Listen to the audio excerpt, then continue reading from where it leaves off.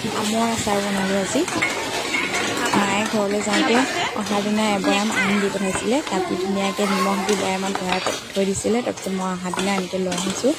তাৰপিছত পানীখিনি প্ৰথমতে এনেকৈ উলিয়াই লৈছোঁ, চালনীখনত আমখিনি দি দিছোঁ আৰু তলত চৰিয়াটো দি দিছোঁ। তেতিয়া পানীখিনি নিমখ পানী যিহেতু দি থৈছিলোঁ, অহা দিনাখনৰ পৰা ইমানেই বৰষুণ, মেলিবলৈ পোৱা নাই। ইয়াৰ 5 দিনমান থোৱা হ'ল, তাৰপিছতহে মেলি দিছোঁ। ইফালে আকৌ আমাৰ নিবিৰে খায়েই আছে, সি টেঙা খাই ইমান ভাল পায় নহয়। আৰু হালধি দিয়া নাছিলে মায়ে, গতিকে মই অলপ হালধি মিলাই দিছোঁ। তাৰপিছত ৰ'দত দি দিম ধুনীয়াকৈ, আৰু অলপ ইয়াতো কাটি থৈ দিছিলে ঘৰতে, গোটেইখিনি মিলাই মানে ৰ'দত আজি দি দিম। ৰ'দটো বহুত দিনৰ মূৰত ওলাইছে, গতিকে দি দিম। এয়া মায়ে ঘৰত কাটি আছিলে আম।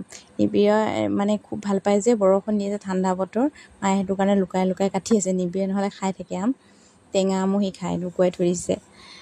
তাৰপিছত এয়া মই আচাৰ বনাবলৈ মছলাবোৰ ৰেডি কৰি ল'লোঁ। এয়া আছে অলপ সৰিয়হ, বগা সৰিয়হ দিছোঁ, ক'লা সৰিয়হ দিয়া নাই। তাৰপিছত দিছোঁ ৰঙা জলকীয়া, কাশ্মীৰী মিৰ্চ। তাৰপিছত আছে এয়া ধনিয়া, তাৰপিছত জিৰা, ইমানেই দিছোঁ, বিশেষ আৰু একো দিয়া নাই।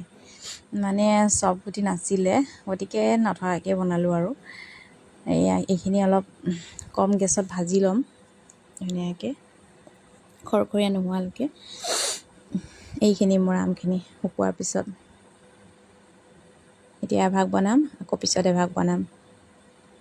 আমৰ আচাৰ মানে বছৰেকত যদি গোটেই বছৰটোত আৰু এবাৰহে আম খাবলৈ পাওঁ বা এবাৰহে আম লাগে, গতিকে সেই আমৰ আচাৰকণ থাকিলেও কেতিয়াবা উলিয়াই খালে আম খোৱা যেন লাগে আৰু। গতিকে আমৰ আচাৰকণ নবনালে কিবা খালি খালি লাগে। যিয়ে নহওক অলপ হ'লেও বনাওঁ প্ৰত্যেক বছৰেই, এবছৰো তেনেকৈ বোলো চেৰ নেপেলাওঁ, বনাম এইবাৰো। গতিকে মায়ে দিয়া আমখিনি প্ৰথমতে বনাই ল'ম। জলকীয়াখিনি ভাজি আছোঁ, হৈ গ'ল, অলপ ঠাণ্ডা হ'বলৈ দিম।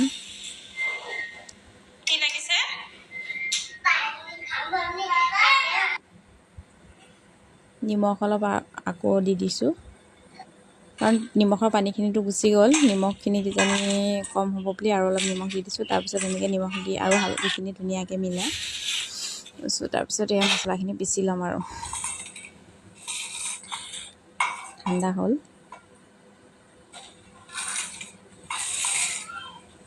আচাৰত অলপ নিমখটো বেছিকৈ হ'লেই ভাল লাগে ন, আৰু বেয়াও নহয়। নিমখ যদি যিমান দিয়ে সিমানেই ভাল, আচাৰটো বেছি দিনলৈকে থাকে মানে।